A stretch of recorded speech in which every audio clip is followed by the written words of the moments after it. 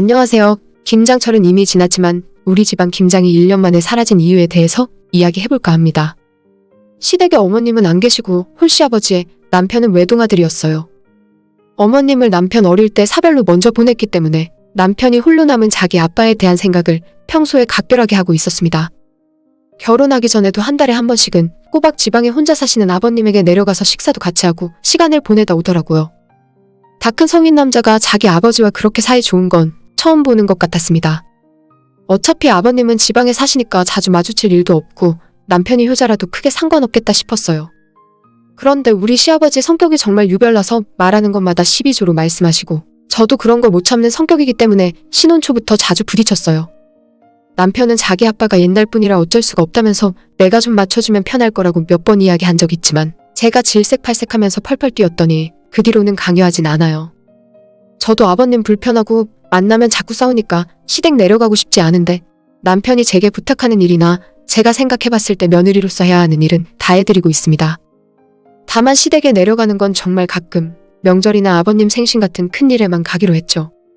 이렇게 서로 합의하고 정착하기까지는 결혼하고 대략 5년 가까운 시간이 걸렸습니다. 남편에게 미안해서 시아버지 하는 소리를 다 참아주기도 했고 그러다 인내심 한계를 느껴서 같이 말싸움하고 남편에게 너네 아빠 때문에 결혼 생활 못하겠다고 이혼한다는 소리도 해봤어요. 결국 이혼만큼은 무조건 막아야겠다 생각한 남편이 자기가 중간에서 다 조율하겠다고 나서서 저랑 아버님도 더 이상 큰 문제 만들지 않고 지냅니다. 제가 성격이 이상한 사람도 아니고 저보다 훨씬 나이 많은 아버님에게 먼저 시비 건 적은 단 한 번도 없어요. 항상 아버님이 먼저 제게 못되게 말씀하시고 어떻게든 작은 것 하나라도 트집 잡아서 저를 못된 며느리 만들어야 직성이 풀리는 분입니다. 저희 집은 친정엄마가 김장해서 저희 먹을 김치를 보내주셨고 시아버지는 큰아버님 댁, 그러니까 아버님의 형수께서 2년 전까지는 김치를 만들어서 보내주셨어요. 그런데 작년에는 큰어머님께서 더 이상 김장하는 거 힘들어서 못하겠다고 자기들도 사 먹겠다고 선언을 하시더라고요. 우리 친정엄마 김치는 가져다 드리고 싶지 않아서 아버님께 올해부터는 김치를 그냥 사 드시라고 이야기했더니 어떻게 공장에서 만든 김치를 먹을 수 있냐고 싫다면서 펄펄 뛰셨어요. 사실 그러던지 말던지 신경 안 쓰고 놔두고 싶었는데 남편이 계속 고민하는 모습이 딱해 보여서 그냥 아버님이 드실 김치를 만들어서 가져다 드리기로 했습니다. 절인 배추 주문해서 사다가 기왕 하는 거 저희 먹을 것도 좀 하고 친정엄마한테도 딸이 담궈준 김치를 먹여주고 싶어서 절인 배추 3박스를 샀어요. 처음 해보는 거라 너무 많이 했다가 망하면 큰일이니까 적당한 양으로 했습니다. 제가 20대 때부터 허리 디스크가 좀 있어서 배추 씻는 것부터 남편이 도와주고 속 버무리고 양념 넣을 때도 남편이 정말 많이 도와줬어요. 우리 친정엄마 레시피로 만들긴 했는데 김치 담그는 일의 대부분은 남편이 다 했습니다. 그렇게 저희 남편이 자기 아버지 갖다 드릴 생각하며 효심으로 만든 김치였는데 나중에 가져다 드릴 때는 며느리가 만든 김치라고 했나봐요. 남편 입장에서는 제 점수 따게 해주려고 그런 소리를 한 건데 아버님은 반대로 오랜만에 며느리 트집 잡을 건수가 생겼다고 좋아하셨습니다. 김치 제대로 먹어보지도 않고 김치가 이상하다고 먹기 싫다면서 남편에게 계속 전화를 하시더라고요. 큰어머님이 담궈주셨던 김치와는 다르게 이상하게 김치에 국물이 많다면서 이거 못 먹겠다고 자꾸 트집을 잡으셨습니다. 국물이 많이 생긴 이유는 절인 배추를 남편 시켜서 씻으라고 했는데 씻다 보니 너무 오래 씻어서 배추가 싱겁길래 제가 일부러 양념을 조금 짜게 만들었어요. 그러면 익을 때는 국물이 좀 많은 느낌이지만 익고 나면 간이 맞고 괜찮습니다. 제가 직접 아버님이랑 말하기도 싫어서 남편 통해서 그렇게 전달했어요. 이런 이유 때문에 일부러 국물 있게 만들었으니 김치 냉장고에 넣어놨다가 익으면 꺼내 드시라고요. 하지만 시아버지께서 원한 대답은 그런 설명이 아니라 제가 죄송하다고 싹싹 빌기를 원하셨죠. 아버님 죄송해요. 제가 김장을 처음 해봐서 뭔가 잘못된 것 같아요. 라는 말을 하길 원하셨을 텐데 그 심보를 제가 알기 때문에 일부러 끝까지 죄송하다는 말은 한마디도 꺼내지 않았습니다. 어차피 아버님 마음에 안 들면 다신 안 해드리면 되는 거고 저는 간만 맞췄고 남편이 거의 일을 다 했기 때문에 김치를 타박을 하다 내다 버리던 저는 아무 상관 없었거든요.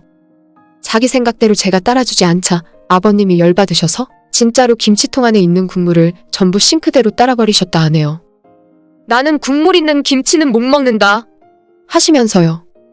결국 그 김치는 진짜로 망해서 어떻게 하지도 못할 김치가 되어버렸죠. 그 짓을 해놓고 시댁 사람들에게 제욕을 하려고 아버님께서는 시할머니에게 전화를 했습니다. 시할머니는 그 이야기 듣자마자 김치 익으면 맛있는데 양념 다 된 국물을 아깝게 왜 버리냐고, 김치 그대로 두면 썩는다며 젓국이라도 사서 부으라고 시아버지한테 호통을 치셨어요. 그때 같이 담궜던 저희 김치는 맛있게 잘 익어서 잘만 먹었고, 아버님은 김치 다 망하고 위에서부터 곰팡이 피기 시작해서 다 가져다 버리셨답니다. 이 모든 과정을 옆에서 처음부터 끝까지 지켜본 남편은 본인 돈은 돈대로 쓰고 고생은 고생대로 다 하고 김치 맛없다 욕만 처먹은 김장에 제대로 화가 났나 봐요. 저한테 괜히 김장하느라 고생시켜서 미안하다고 사과하더니 다시는 김장을 담그지 않겠다고 선언을 해버렸습니다. 그래서 우리 집안 김장은 딱 한 번 하고 그 뒤론 다신 없어져 버렸어요.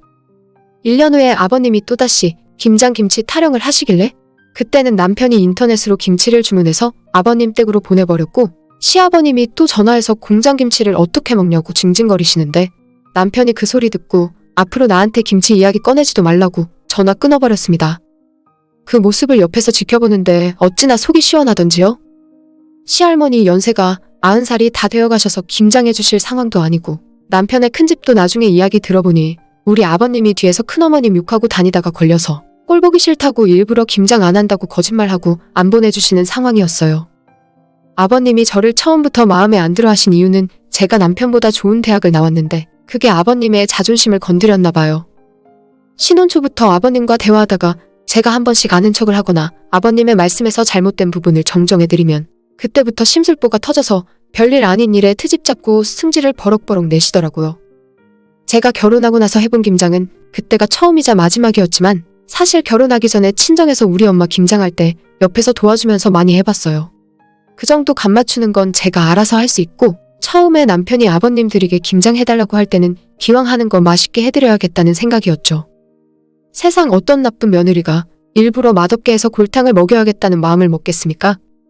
저야 진작부터 아버님과 사이가 안 좋았고 가능하면 뭐든지 엮이지 않으려고 했다지만 이번 일로 남편도 아버님에게 많이 실망했어요.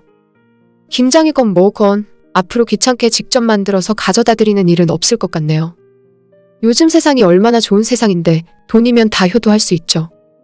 아들이 넘치는 효심에 자기 아버지 드리려고 김치 만들어서 가져다 드렸는데 맛없다고 욕먹고 마음이 많이 상했을 거예요. 그러게 마음 좀 곱게 쓰시지, 며느리랑 기싸움하고 싸워봐야 자기 아들만 피곤해지는 걸 아셔야죠. 오늘의 제 이야기는 여기까지입니다. 끝까지 들어주셔서 정말 감사드려요. 다들 행복하시고 좋은 하루 보내시길 바랍니다.